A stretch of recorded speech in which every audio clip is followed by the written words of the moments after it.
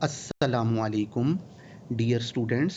This is Sir Amir Rizwan for Financial Accounting. Last lecture में हम लोगों ने कैश बुक के टॉपिक को वाइंड अप किया था। आज हम लोग अपने फ्रेश टॉपिक को स्टार्ट करेंगे जिसका नाम है बेटे बैंक रिकॉन्सिलिएशन स्टेटमेंट। अब ये जो हमारी बैंक रिकॉन्सिलिएशन स्टेटमेंट है ये क्यों बनती है और कैसे बनती है और ये क्या होती है, ठीक, इसके हवाले से आज के लेक्चर में हमने डिस्कशन करनी है बेटे। तो ये जो हमारी बैंक रिकॉन्सिलिएशन स्टेटमेंट है ना बेटे, इसका लिंक कैश बुक के साथ है, राइट। तो अब प्रीवियस लेक्चर में हमने अपनी कैश बुक वाइंड अप की, तो उसमें जो हमारी डिस्कशन हुई थी उसमें हमने क्या कहा था कि जब हम अपनी कैश बुक को प्रिपेयर करते हैं तो हमारी कैश बुक में दो साइड्स होती हैं, एक डेबिट और दूसरी क्रेडिट। डेबिट साइड को हम रिसीट साइड कहते हैं और क्रेडिट साइड को हम पेमेंट साइड कहते हैं, ठीक है। अब जब जब अमाउंट्स रिसीव होती हैं तो हम उसको डेबिट साइड पे लिखते हैं कैश बुक की, और जब जब हम अमाउंट्स को पे करते हैं तो उनको हम क्रेडिट साइड पे लिखते हैं। तीन मेन कॉलम चल रहे होते हैं हमारे पास, एक डिस्काउंट का, दूसरा कैश का और तीसरा बैंक का। ये तीन कॉलम्स होते हैं। अब बैंक रिकॉन्सिलिएशन स्टेटमेंट में कौन से कॉलम को हमने लेके चलना है और क्या करना है वो ज़रा थोड़ा सा डिस्कस करेंगे। तो बेटे जो बैंक रिकॉन्सिलिएशन स्टेटमेंट है ना, इसका ताल्लुक सिर्फ हमारी कैश बुक के बैंक के कॉलम के साथ है। डिस्काउंट और कैश का बैंक रिकॉन्सिलिएशन स्टेटमेंट में किसी किस्म का कोई लिंक नहीं है, ठीक है। इस हवाले से आप थोड़ा सा डिस्कस कर लेते हैं। तो देखें बेटे, डिस्काउंट डेबिट साइड पे जो पड़ी होती है कॉलम में, इनका टोटल करके हम डेबिट साइड में यहाँ पर टोटल के कॉलम में लिख लेते हैं, ठीक है। इसको बैलेंस नहीं किया जाता है, टोटलिंग की जाती है। इसी तरह जो क्रेडिट साइड का टोटल होता है उसको क्रेडिट साइड पे लिख देते हैं। दैट्स इट, फर्दर इसका किसी किस्म का कोई काम नहीं है, राइट।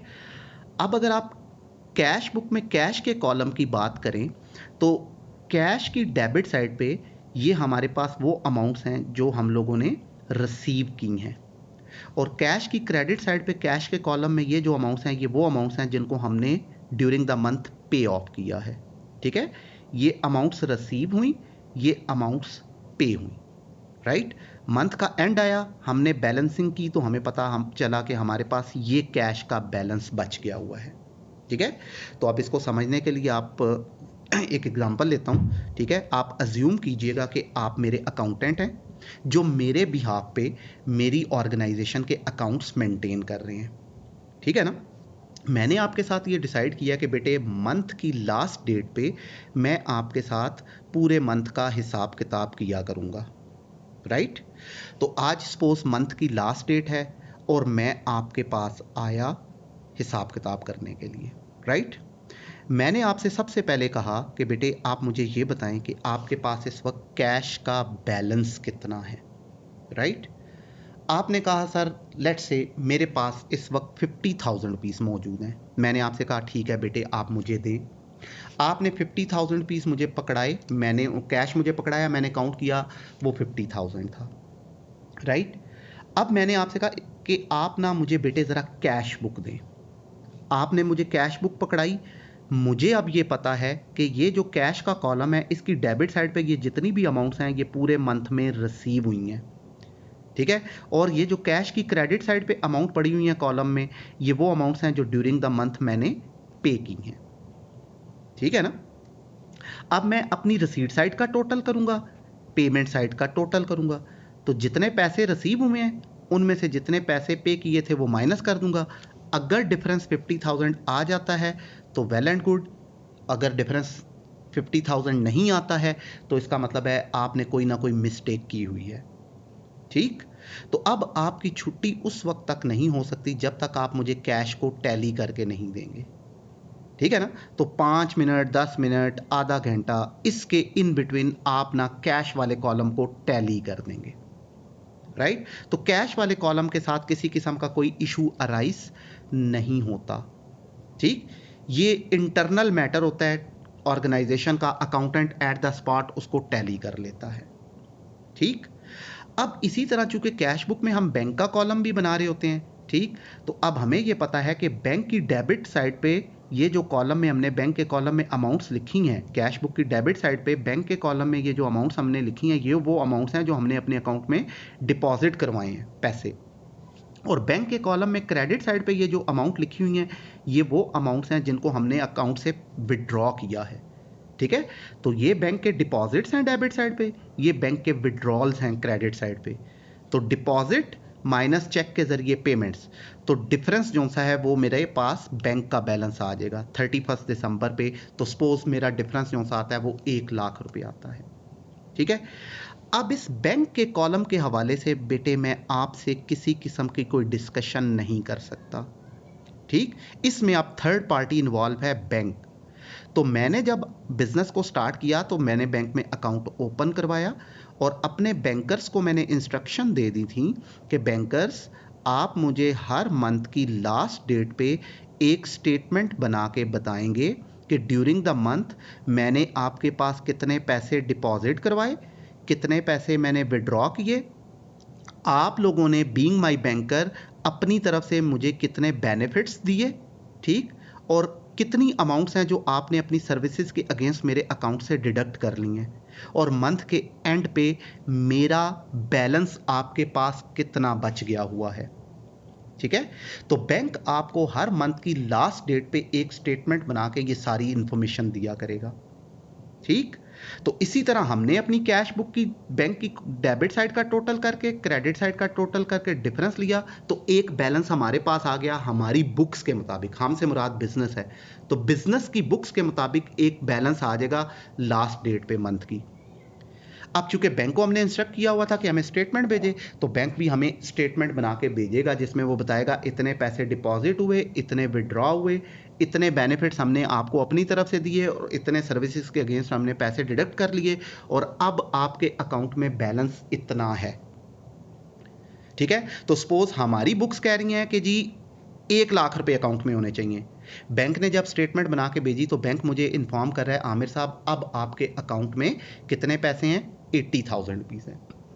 तो अब क्या हुआ, हमारी बुक्स मींस बिजनेस की बुक्स ये कह रही हैं कि अकाउंट में 1 लाख रुपए हैं, लेकिन बैंक ने जो स्टेटमेंट भेजी है वो बता रहा है नहीं जी, आपके अकाउंट में 1 लाख नहीं बल्कि 80,000 है। ठीक, तो अब क्या हुआ, हमारी बुक के मुताबिक और बैंक की बुक के मुताबिक दोनों बैलेंसेस एक दूसरे के साथ मैच नहीं कर रहे हैं। ठीक है, तो बेटे ऐसा बहुत रेयर केस में होता है कि एक स्पेसिफिक डेट पे, जो कि हम में और बैंक में पहले से डिसाइडेड होती है, इस स्पेसिफिक डेट पे हमारी बुक का बैलेंस और बैंक की बुक का बैलेंस दोनों एक दूसरे के साथ मैच करें। इन बुक्स में के बैलेंसेस में हमेशा डिफरेंस आता है।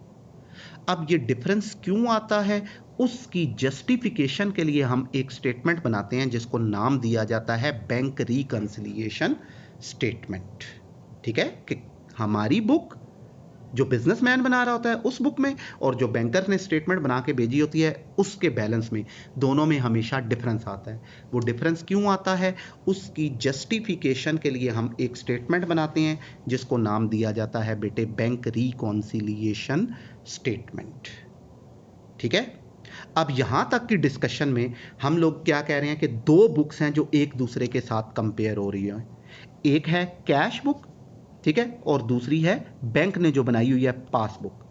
अब ये जो हमारी कैश बुक है इसको कौन बना रहा होता है, बिजनेसमैन बना रहा होता है, तो ये बिजनेस रिप्रेजेंटेटिव होती है। ठीक है, और इसका बैलेंस क्या होता है, हमेशा डेबिट होता है। ठीक है, अब अगर आपको याद हो तो जब हम कैश बुक का क्वेश्चन अटेम्प्ट करते हैं तो पहला आइटम हमेशा उसमें डेबिट साइड पे इनपुट के तौर पे आता है। अगर बिजनेस स्टार्ट हुआ है तो कैपिटल के नाम से, और अगर कैश इन हैंड लिखा हुआ है तो बैलेंस ब्रॉट डाउन के नाम से। तो आता कहाँ पे है, कैश बुक की डेबिट साइड पे। तो इसका मतलब है हमारी जो कैश बुक है इसका बैलेंस हमेशा डेबिट होता है। तो कैश बुक बिजनेस रिप्रेजेंटेटिव होती है और इसका बैलेंस डेबिट होता है। ठीक है, अब दूसरी बुक कौन सी साथ कंपेयर होती है, जिसको बैंक ने बनाया होता है, तो वो बुक जिसको बैंक बना रहा होता है उसको पासबुक कहते हैं। ठीक है, तो पासबुक बैंकर्स रिप्रेजेंटेटिव होती है और इसका बैलेंस क्रेडिट होता है कि हम में और बैंक में हमेशा रिवर्स रिलेशन होता है। जिस चीज को हम डेबिट करेंगे बैंक उसी चीज को क्रेडिट करेगा, और जिस चीज को हम अपनी बुक्स में क्रेडिट करेंगे बैंक उसे अपनी बुक में डेबिट करेगा।